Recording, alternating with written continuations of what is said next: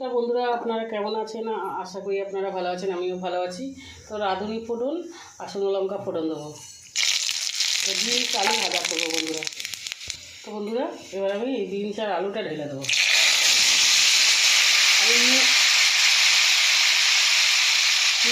নুন হলুদ মাখিয়ে রেখেছিলাম বিনসটা আলুটা।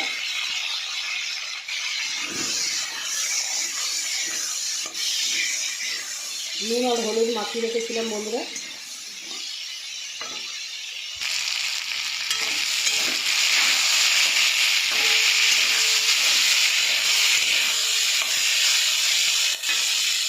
তো বন্ধুরা, আমি এই যে ডাল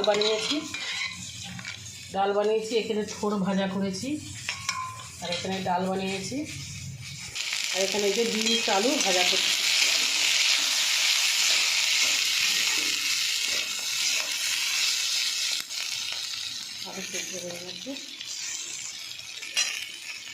তো বন্ধুরা, আমার বিনস আলু ভাজা হয়ে গেছে, আমি আবার নামিয়ে নেবো। আমার ভিডিওটা যদি আপনাদের ভালো লাগে, আপনারা লাইক শেয়ার কমেন্ট করে দেবেন আর সাবস্ক্রাইব করে দেবেন বন্ধুরা।